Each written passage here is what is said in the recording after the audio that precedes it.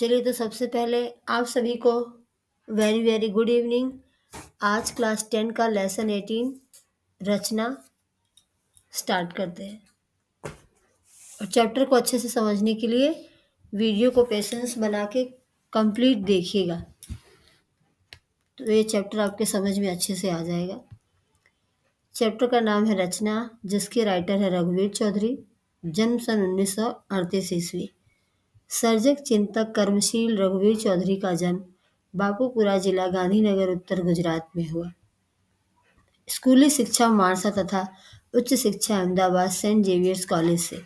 हिंदी का अध्यापन मतलब टीचिंग।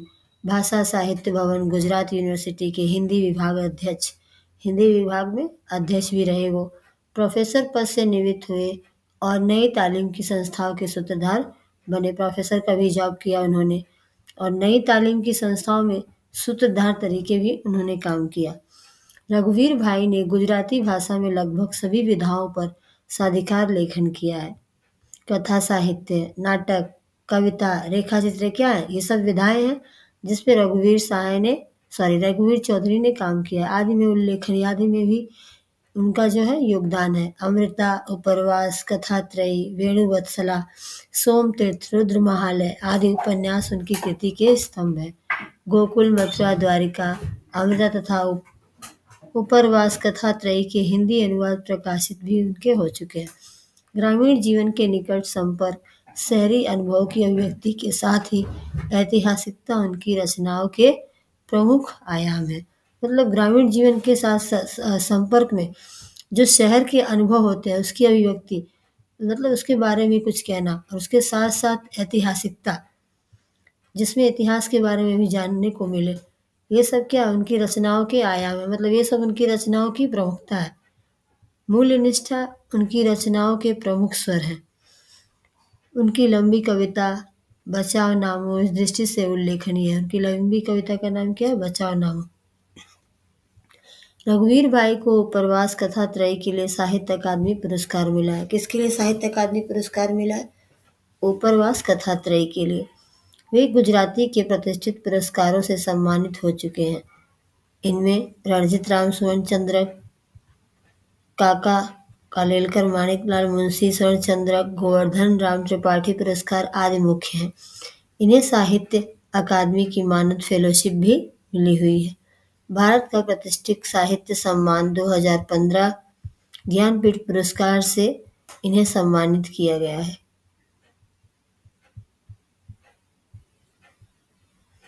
चलिए स्टार्ट करते हैं चैप्टर।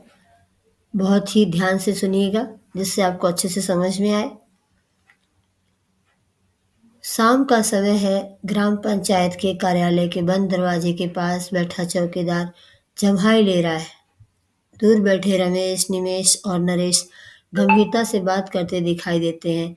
गोपी प्रवेश करती है। गोपी कहती है, दोनों ओर देख लेने के बाद दोनों तरफ देखती है, उसके बाद कहती है, अविनाश जी यहाँ नहीं आए। निमेश कहता है, अरे गोपी तुम, क्या कोई काम था अविनाश का? फिर गोपी कहती है, खास तो नहीं, पर कल उन्होंने वादा किया था कि आज इसी समय वे मुझे प्रसाद जी की कविता समझाएंगे। रमेश कहता है, कविता समझने से कोई फायदा नहीं होगा गोपी, कोई ठोस काम करो या अविनाश को करने दो। फिर गोपी क्या कहती है, आप भी कैसा मजाक कर रहे हैं रमेश भाई, कविता तो आत्मा की कला है, संवेदना का सौंदर्य है। फिर निमेश कहते हैं, पर आत्मा या संवेदना हो तभी ना। गोपी, क्या निमेश भाई की आत्मा नहीं है? निवेश कहते हैं, कभी थी, आज नहीं है। हम सब आज निर्णय कर चुके हैं। मतलब हम सब ने आज ये डिसाइड कर लिया है, निश्चित कर लिया है कि ये जो हमारे साथ है वे ही पर्याप्त है। मतलब जो हमारे पास है वही इनफ है। गोपी, हाथ तो सभी के होते हैं। गोपी कहती है, नरेश, पर हम आज इन हाथों का कमाल दिखाएंगे। कौन कहता है? नरेश कहता है। गोपी कहती है, मैं समझी नहीं नरेश भाई। फिर नरेश क्या कहते हैं, चलिए देखते हैं। फिर नरेश कहते हैं, हम इन हाथों का सदुपयोग करेंगे। सदुपयोग करना मतलब सही उपयोग करना। फिर गोपी कहती है, यह तो आपने और भी मुश्किल बात कही। रमेश, तुम अभी बच्चे हो, जाओ कविता पढ़ो। रमेश कहता है, फिर गोपी कहती है सो तो आपकी सलाह के बिना भी पढ़ूंगी। तो गोपी क्या कहती है, वो तो आप सलाह नहीं दे तो भी मैं पढ़ूंगी, लेकिन सचमुच आप अपने हाथों का सदुपयोग करने जा रहे हैं तो इच्छा होती है कि मैं भी साथ क्यों न दूं। फिर रमेश कहता है तुम्हारे हाथ अभी कोमल है बहन, जाओ अविनाश से मैं कहूंगा कि तुम आई थी, जाओ, मगर हाँ उसका इंतजार मत करना। आज हम यहाँ से हटने वाले नहीं हैं, ना तो पंचायत के किसी सदस्य को हटने देंगे जब तक वे हमारे सभी सवालों का जवाब ना दे दे। फिर गोपी कहती है जवाब क्यों नहीं देंगे, जो लंबा भाषण कर सकता है उसके लिए जवाब देना तो बड़ा आसान होता है। चलिए अब आगे देखते हैं कि नरेश क्या कहता है। फिर नरेश कहता है आसान होता तो वो यहाँ आकर हमसे बात ना करते। खड़ा होकर चौकीदार की ओर जाता है, देखो तो सही, दरवाजा बंद करके सभी भीतर बैठे हैं, नालायक उल्लू के पट्टे। फिर निवेश कहता है अब शब्दों के उपयोग पर अविनाश का प्रतिबंध है, याद रखो।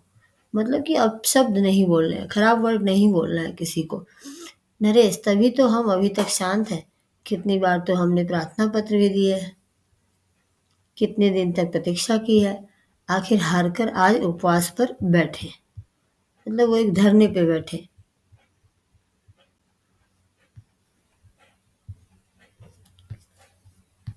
रमेश नरेश की बात को आगे बढ़ाते हुए ठीक 2 घंटे पहले उनकी मीटिंग शुरू हुई थी। बीच में हमने बार बार कहलवाया कि हमको अंदर बुलाओ या बाहर आकर हमसे बात करो, बस जवाब ही नहीं दिया। नरेश जैसे हमारी हस्ती ही उन्हें कबूल नहीं। फिर रमेश कहता है ऐसा तो नहीं, पर वे जानते हैं कि पिंजरा पोल के मवेशियों की तरह ये कुछ नहीं कर सकते। फिर नरेश कहता है ऊंची आवाज में हम कुछ नहीं कर सकते। निमेश जवाब तलब कर सकते हैं, मतलब सवाल जवाब तो कर सकते हैं। रमेश गोपी से कहता है आखिर सदस्य साहबों ने कहलवाया कि तुम चाहो तो शिष्ट भाषा में आवेदन पत्र दे सकते हो। फिर गोपी कहती है बड़ी मेहरबानी की उन्होंने, पर क्या आप शिष्ट भाषा का उपयोग कर सकेंगे, मतलब एक मैनर में बोल सकेंगे आप, डिसिप्लिन मैनर में। नरेश अविनाश कर सकता है, हमने कहा कि जाओ भाई एकांत में बैठकर संस्कृत प्रचुर भाषा में लिख ला, पर बड़ी देर की। रमेश शिष्ट शब्द खोज रहा होगा। फिर रमेश क्या कह रहा भाई, वो तो शिष्ट शब्द खोज रहा होगा, मतलब अच्छे वर्ड खोज रहा होगा डिसिप्लिन वाले। गोपी आप उनकी मदद तो करते तो अच्छा होता, गोपी ने कहा रमेश से।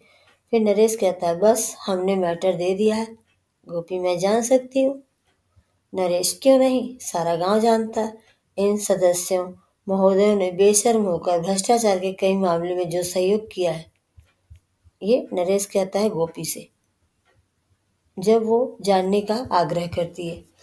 फिर गोपी कहती चलिए एक क्षेत्र में तो सहकार की भावना फैली, किसी न किसी क्षेत्र में तो एरिया में तो कॉपरेट कर रहे हैं लोग एक दूसरे की। रमेश गोपी इस बात पर तुम भीतर जाकर इन लोगों को बधाई दो, मजा आएगा। निमेश वे हमारा मजाक समझ पाए तभी ना। निमेश कहता नरेश वे समझेंगे कि गोपी जैसी होनहार लड़की ने हमें बधाई दी है, तारीफ की है। गोपी क्या सबके सब बुद्धू हैं। निमेश है तो बड़े चालाक, पर जरूरत पड़ने पर बुद्धू भी बन सकते हैं। अविनाश अभी क्यों नहीं आया, जरा देखो तो सही। गोपी वह शायद दद्दा के घर बैठा हो। गोपी आप लोगों को हर्ज ना हो तो उनके साथ यहाँ आऊं। रमेश हर्ष तो शायद तुम्हारे बड़े भाई साहब को होगा।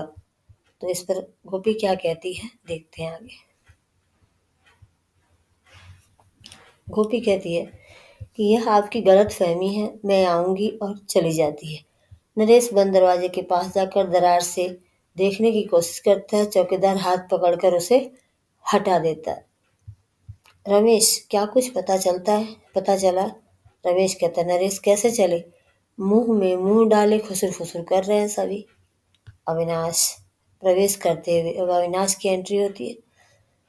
किसी का तिरस्कार मत करो, नरेश वो कहता है किसी का तिरस्कार मत करो। तिरस्कार करना मतलब किसी को असम्मानित करना।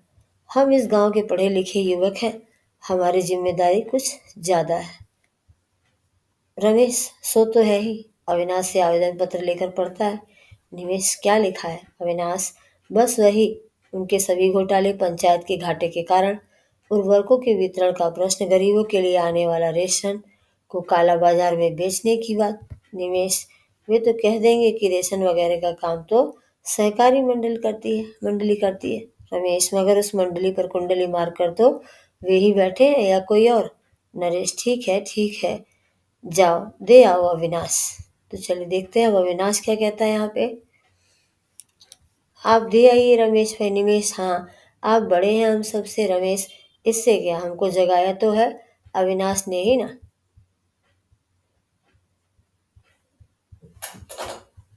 अब अविनाश, छोड़िए इन फालतू की बातों को, आप दे आइए और कहिए कि हमें आज ही जवाब चाहिए। फिर नरेश कहता है अभी।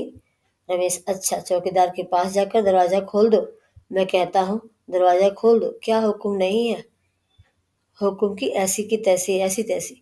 मैं कहता हूँ कि खोल दो, वरना तोड़कर भीतर जाऊंगा। अविनाश कहता है अरे रमेश भाई, आप इस पर क्यों बिगड़ते हैं? मतलब कि आप उस चौकीदार पर क्यों बिगड़ते हैं? ऐसा कीजिए, पत्र से दे दीजिए, भीतर जाकर दे आएगा। रमेश ने कहा ठीक है, लो जाओ दे आओ। चौकीदार पत्र लेकर भीतर जाता है, अंदर से दरवाजा बंद कर देता है। रमेश कुछ देर वहां खड़ा रहकर लौट आता है और बड़ी प्यास लगी है उसे। नरेश, मुझे तो भूख भी लगी है, ऐसा लगा है कि। फिर निमेश कहता है मैं तो जीवन में पहली बार उपवास कर रहा हूँ। अविनाश, किसने कहा था कि, कह के चुप हो जाता। रमेश, मैंने। उपवास का कुछ अच्छा असर पड़ता है, पुलिस पकड़कर ले नहीं जाती, ऐसा रमेश कहता है। अब देखिए इसके बाद निमेश क्या कहता है। निमेश, पुलिस तो यहाँ है ही कहाँ? रमेश, यहाँ न हो, पड़ोस के गांव में तो है। नरेश, तो क्या? अविनाश, कुछ नहीं, वह आएगी तो हम उसे बता देंगे कि तुम्हें कानून का भंग करने वाले को पकड़ना है तो पकड़ो, दरवाजे की ओर निर्देश करके उन लोगों को। नरेश कहता और वे आपकी बात मान लेंगे? अविनाश, आज नहीं तो कल मानेंगे, उसके कहने का मतलब है। रमेश कहता है तुम बड़े आशावादी हो अविनाश। आशावादी मतलब क्या होता है? ऑप्टिमिस्ट, पॉजिटिव सोचने वाले। अविनाश कहता है हाँ हूँ, तभी तो इस काम में। लो चौकीदार आ गया। सभी उत्सुकता से चौकीदार के पास जाते हैं। वह बिना बोले ही ताला लगाने लगता है। नरेश उसे रोककर भीतर झांकता है, अंदर की तरफ झांकता है। रमेश भी चौकीदार निमेश को रोककर ताला लगाकर शांति से चला जाता है। फिर नरेश कहता है लो भाग गए सभी उस दरवाजे से। अविनाश, धैर्य तथा दृढ़ता से भाग कर जाएंगे क्या? उन्हें हमारे प्रश्नों का जवाब देना ही पड़ेगा, आज नहीं तो कल। फिर रमेश कहता है कल की आशा छोड़ो, अब तो हमारा आवेदन पत्र फाइल हो गया। आवेदन पत्र मतलब एप्लीकेशन लेटर, जब वो फाइल हो गया। निमेश, वे लोग अब खा पी कर चैन से सोएंगे और हम यहाँ। नरेश, हम उन्हें चैन से सोने नहीं देंगे, उनकी नींद हराम कर देंगे। अविनाश, चिंता से क्या करोगे? रमेश, दरवाजा तोड़कर अपना वह पत्र खोज निकालेंगे, फिर जाएंगे उनके घर। फिर नरेश कहता है वहां तो उनके पालतू कुत्ते हमें रोकेंगे। मतलब पालतू कुत्ते मतलब यहाँ उनके चमचे। मेरा ख्याल है कि हाथ में पत्थर लेने का अभिनय करता है। नरेश, रमेश, ठीक है। पथराव की बात सुनकर सभी दौड़े आएंगे। पत्थर उठाता है निमेश। चलिए अविनाश भाई, उठाइए पत्थर। अविनाश, मजाक छोड़ो।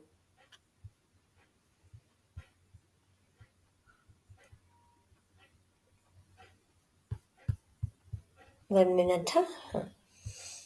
अविनाश, मजाक छोड़ो। रमेश, इसे तुम अभी मजाक समझ रहे हो? वाह रे पंडित, चलो उठाओ पत्थर, एक साथ वार करें। मिलकर मतलब एक साथ अटैक करें। अविनाश, नहीं यह संभव है। असंभव है, हम इस मकान को तनिक भी नुकसान नहीं पहुंचा सकते। जो हमारी ही है उसे नुकसान पहुंचाना। रमेश, अभी इसी भ्रम में हो कि यह हमारा है। चलो नरेश, निमेश, देर क्यों कर रहे हो? तीनों कुछ कदम आगे बढ़कर पथराव करते हैं, मतलब पत्थरबाजी करते हैं आगे बढ़कर।